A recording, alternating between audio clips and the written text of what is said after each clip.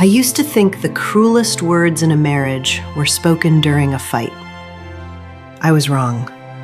Sometimes the cruelest words are said in a calm voice. No shouting, no slammed doors, just one sentence dropped across a kitchen table like it means nothing. Richard looked at me that morning with his coffee cup in his hand and said, "Evelyn, you are too old for love." I remember the sound of the refrigerator humming behind me. I remember the pale sunlight on the kitchen floor. I remember my hands resting on the edge of the sink, still wet from washing 2 breakfast plates. For a moment, I did not move. I thought maybe I had heard him wrong. At 68, you learn to let many things pass. You learn not to answer every sharp word. You learn when silence keeps the peace. But that sentence did not pass through me. It stayed. It sat right inside my chest. I turned around slowly and looked at the man I had been married to for 46 years. Richard was sitting in his usual chair. Same chair, same gray sweatshirt, same newspaper folded beside him, same face I had watched grow older beside mine. Only now, he looked at me like I was something finished, something stored away, something no longer needed. I asked him very quietly, "What do you mean?" He gave a small, tired laugh, like I was making a big deal out of nothing. "I mean exactly what I said," he answered. "At our age, love is not the point anymore. Companionship is enough. Food on the table, bills paid, doctor appointments. That is life now." I stood there with water dripping from my fingers. Maybe you have felt this too. The pain of realizing someone has reduced your whole heart into a household routine. I did not want roses every Friday. I did not want dancing under the moon. I did not want to be treated like a young bride. But I wanted to still be seen.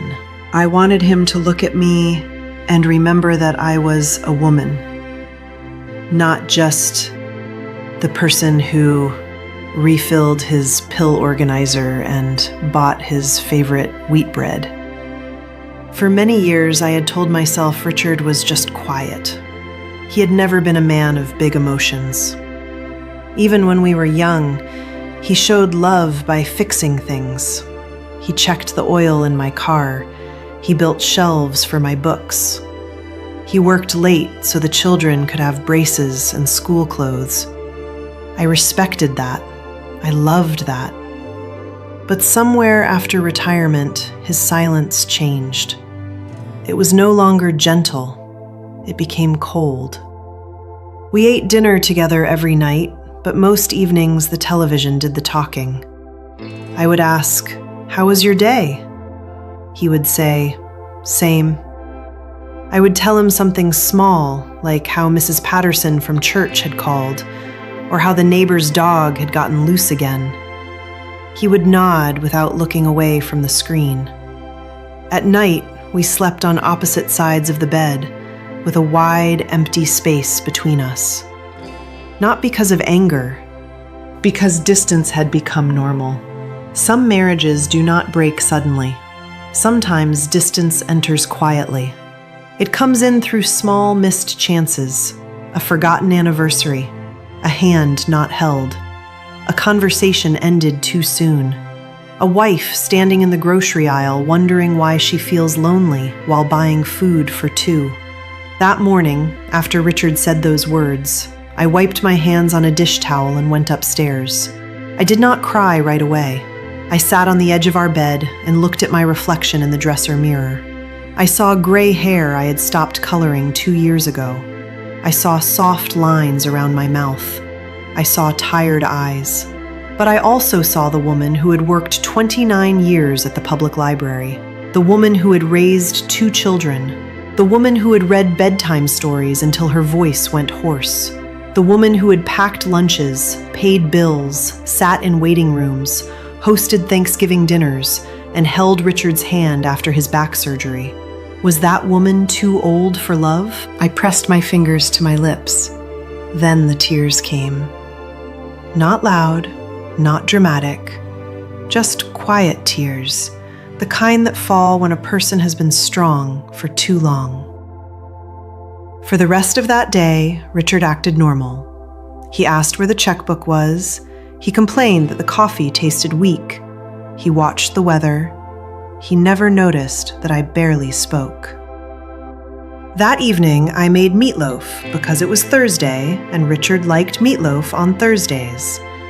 We sat across from each other at the dining table. The clock ticked. His fork scraped the plate. I looked at his face and wondered when he had stopped seeing mine. After dinner, I walked to the kitchen window. Outside, the streetlights were coming on. Mrs. Harlan across the road was watering her porch plants, even though rain was expected. I stood there for a long time. I heard Richard turn up the television in the living room. A game show host laughed. The audience clapped. And I felt something inside me go very still. Not dead, still, like a seed under winter ground. The next morning, my daughter Claire called. She lived only 20 minutes away, but she was busy with work, her teenage boys, and her own life. "Mom, you sound tired," she said. "I am fine," I told her. That was my usual answer. Women of my generation learned to say that even when our hearts were breaking. But Claire was quiet for a second. Then she said, "Are you sure?" I looked toward the hallway where Richard's old boots sat by the door. I wanted to tell her everything. I wanted to say, "Your father told me I am too old for love." But shame stopped me. Is that not strange? He said the words, but I felt embarrassed. So I only said, "I think I just need something of my own." Claire softened. "Mom, you used to love volunteering at the library events. Why do you not do something like that again?" I almost laughed. I had not thought of myself as someone who did things anymore. I cooked, I cleaned, I kept appointments, I folded towels, I watched seasons change through the kitchen window. But do something? For myself? That felt almost selfish. Still, after we hung up, I sat at the small desk in the spare room and opened my laptop. It took me 10 minutes to remember the password. My hands shook a little as I searched for local volunteer opportunities. There was a community arts center 15 minutes from our house. They needed people for a senior storytelling program. The page said they were collecting real stories from older women in the community. Marriage stories, work stories, family stories. Stories about aging, loss, courage, and beginning again. I read those words 3 times. Beginning again. I did not sign up that day. I only stared at the screen. Then I closed the laptop when I heard Richard coming down the hall. The next morning, I could not stop thinking about that community program. I made breakfast, I watered the flowers on the porch, I folded the laundry, I even cleaned the pantry. But every few minutes, my eyes drifted toward the laptop sitting on the desk. It felt as if something inside me was quietly knocking, not loudly, just enough to remind me that it was still there. By noon, I finally opened the website again. My finger hovered over the registration button. I almost closed the page. What if I embarrass myself? I whispered. What if I have nothing worth saying? Then another thought came. What if I never try? I clicked the button. That tiny click changed everything. The program met every Wednesday afternoon at the Community Arts Center. The first day, I nearly turned my car around twice. I had not walked into a room full of strangers by myself in years. Inside, about 15 people sat in a circle. Most were close to my age. Some smiled nervously. Some looked confident. One woman wore bright red glasses and introduced herself as Margaret. Another had been a nurse for 40 years. One gentleman had served in the Navy. Everyone carried a different life. But everyone carried memories. The instructor, a warm woman named Naomi, welcomed us. "This is not about writing perfect stories," she said. "It is about telling the truth." Those words stayed with me. The truth.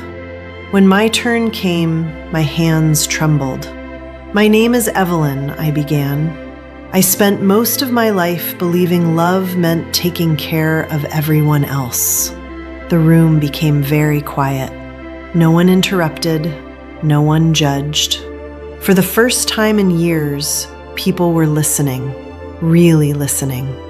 Week after week, I returned. Each Wednesday, I shared another small piece of my life. The first apartment Richard and I could barely afford.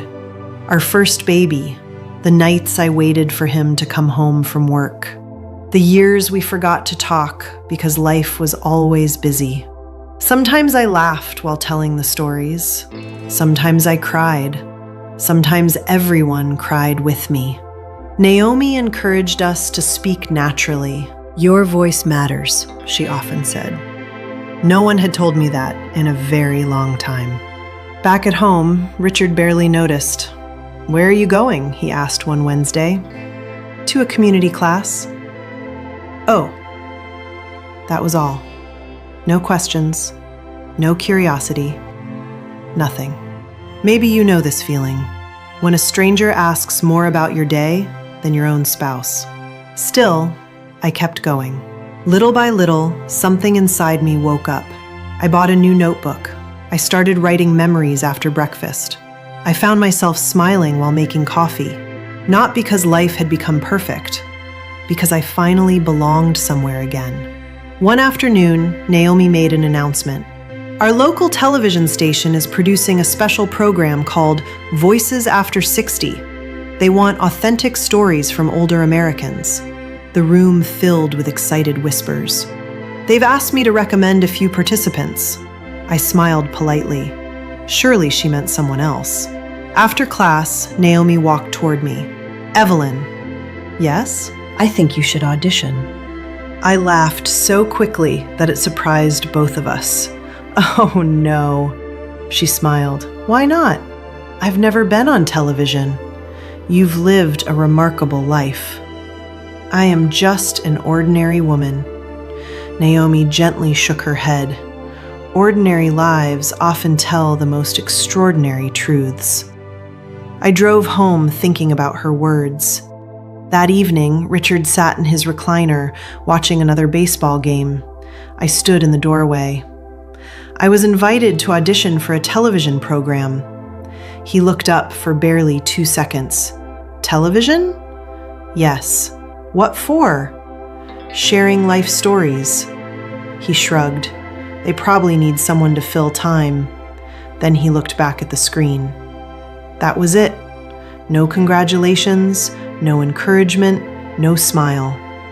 I quietly walked upstairs. This time, I did not cry.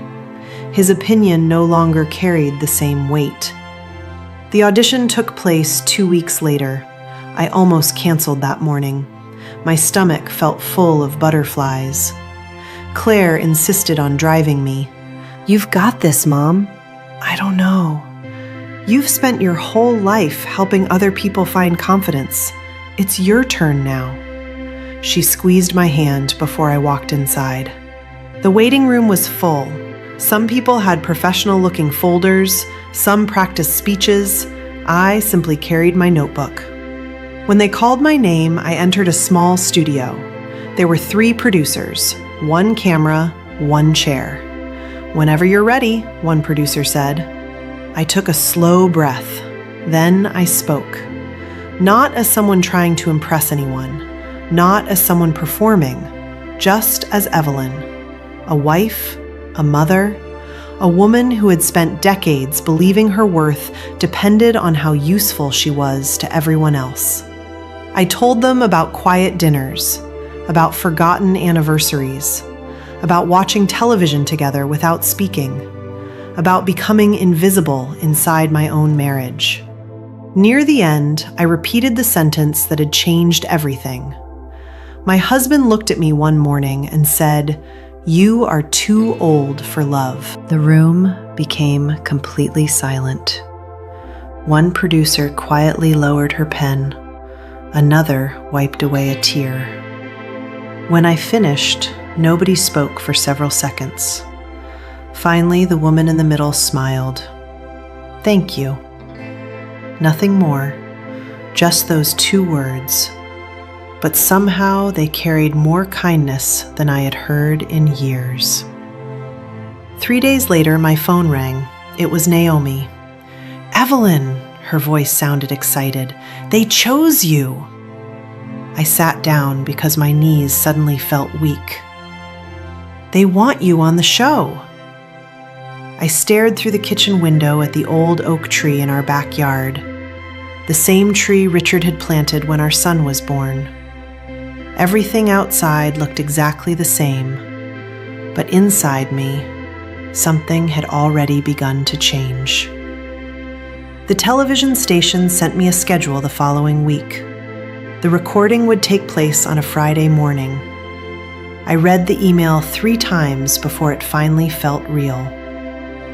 Claire insisted on taking the day off to come with me. "You should not do this alone," she said. I smiled. I do not think I am alone anymore. That surprised even me. For years, I had depended on Richard to make me feel secure. Now, I was discovering that confidence could grow quietly from within. The morning of the recording, I woke before sunrise. I stood in front of my closet for nearly 20 minutes. Not because I wanted to look younger, I simply wanted to look like myself. I chose a soft blue blouse that I had worn only once. It was a birthday gift from Claire 2 years earlier. Richard had never commented on it. As I walked downstairs, he glanced up from his newspaper. "You are dressed up." "I have the television recording today." He nodded. I forgot. That was all. No good luck. No smile, no encouragement. For the first time, his silence no longer hurt as deeply. It simply sounded empty. Claire picked me up exactly at 8. During the drive, she reached across the center console and squeezed my hand. "You are going to help a lot of people today." I hope so. The television studio was much brighter than I expected. There were cameras everywhere. People hurried through the hallways carrying clipboards and headsets. Oddly enough, I felt calm. One of the producers greeted me with a warm smile. "We are so happy you are here, Evelyn." No one had looked genuinely happy to see me in a very long time. While makeup artists prepared us for the cameras, another guest introduced herself. Her name was Linda. She was 72. She had survived breast cancer. Another woman had rebuilt her life after losing her husband. Each person carried invisible scars. I realized I was not the only one who had felt forgotten. When the recording began, the host welcomed the audience. Today's program was called "Love Does Not Expire." Those words alone nearly made me cry. One by one, we shared our stories.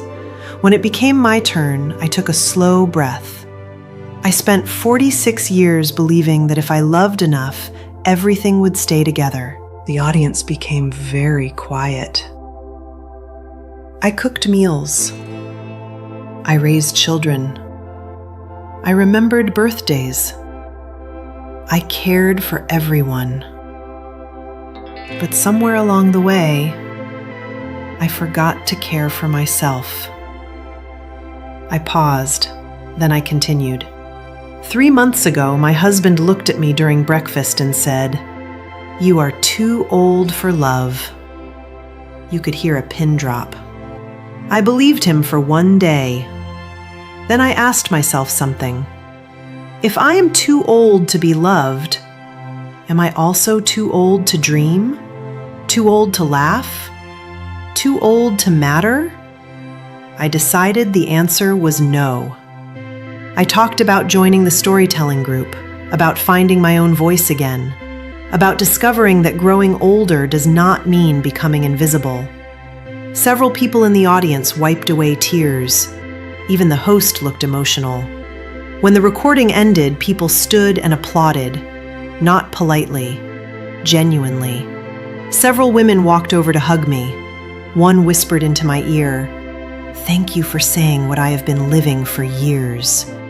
Another said, "I thought I was the only one." A retired gentleman shook my hand. My wife passed away last year. I wish I had told her every day how beautiful she still was. His words stayed with me. Before I left, one of the producers stopped me. "Evelyn, we have never received so many comments during a recording. You reminded people that love is about being seen." I drove home feeling lighter than I had in years. The program would not air for another 2 weeks.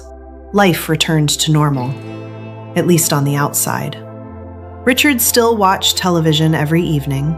He still asked where his reading glasses were. He still complained when the coffee was too strong. But something had changed inside me. I no longer waited for his approval. I joined another storytelling class. I volunteered twice a week. I even started having lunch with Margaret and Linda after our meetings.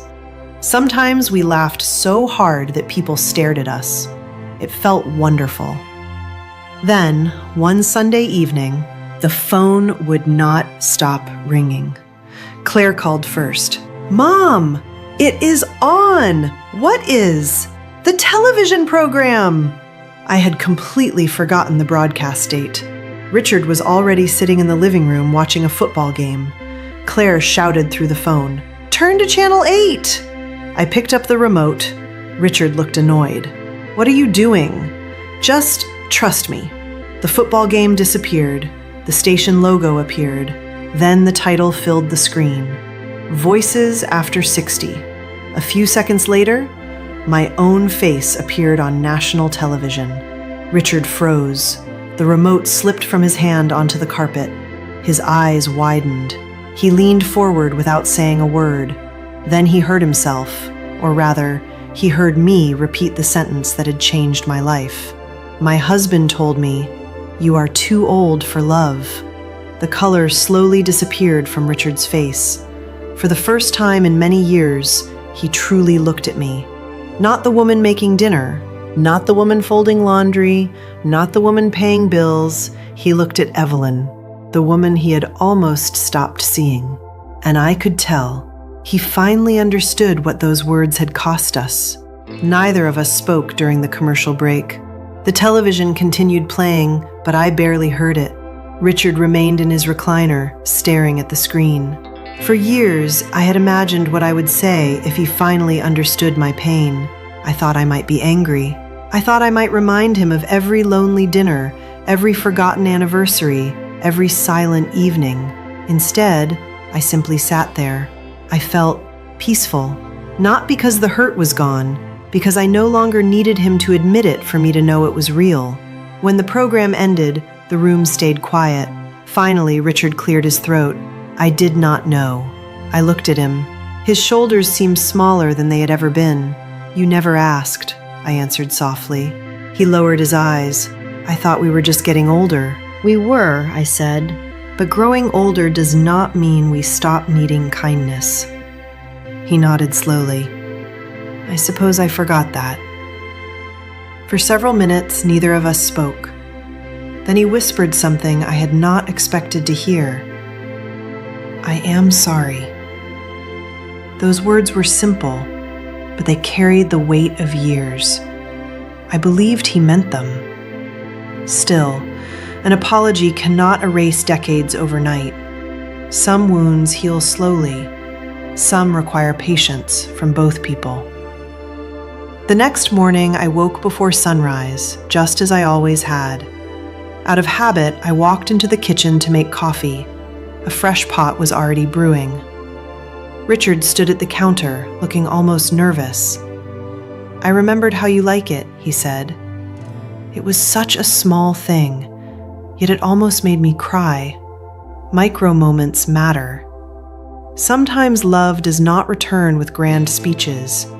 Sometimes it returns with a warm cup of coffee. Over the next few weeks, other small changes appeared. He started asking about my Wednesdays. How was your storytelling group? For years, he had never asked where I was going. Now, he listened to every answer. One afternoon, he surprised me by saying, "Would you read one of your stories to me?" I searched his face. There was no joke, no sarcasm, only quiet sincerity. I opened my notebook. My hands trembled, just as they had on the first day at the community center. I read the story slowly. When I finished, Richard wiped his eyes. "I never realized how lonely you were." "I hid it well," I answered. "You should not have had to." That sentence touched me more deeply than he probably knew. A few days later, he disappeared into the garage for several hours. When he finally called me outside, I found an old wooden bench sitting beneath the oak tree in our backyard. The tree we had planted when our son was born. "I fixed it," he said. "It has been broken for years." We sat there together that evening, not talking much, but this silence felt different. It was peaceful instead of empty. Maybe you have felt this too. There is a silence that separates people, and there is another silence that gently brings them back together. One Saturday morning, Claire stopped by with the boys. The grandchildren ran through the yard laughing. They climbed the oak tree. They chased each other across the grass. Claire watched Richard helping one of the boys build a birdhouse.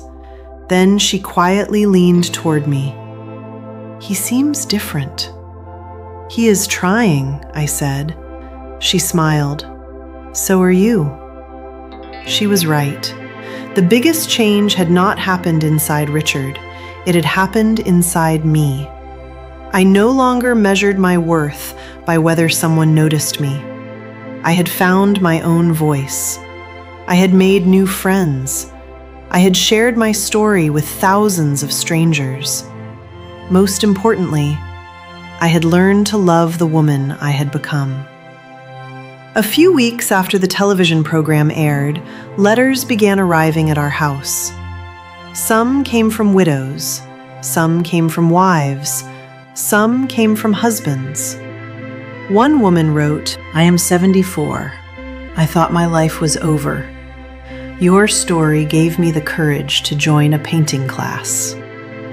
Another wrote, "My husband and I watched your interview holding hands. We talked for 3 hours afterward." One letter stayed on my bedside table. It read, "Thank you for reminding me that growing older does not mean growing invisible." I still read that note from time to time, not because I need reassurance anymore, but because I never want to forget the lesson. Love is not measured by age. It is measured by attention, by respect, by kindness, by choosing to truly see the person sitting across from you. Richard and I did not become newlyweds again. Life does not work that way. We still had disagreements. We still forgot things. We still moved a little slower every year. But now he reached for my hand during evening walks. He thanked me when I cooked. Sometimes he brought home fresh flowers from the grocery store. Nothing expensive, just simple flowers, the kind I had always loved. One evening, as we sat together on the old bench beneath the oak tree, the sun slowly disappeared behind the houses. Richard looked at me with tears in his eyes.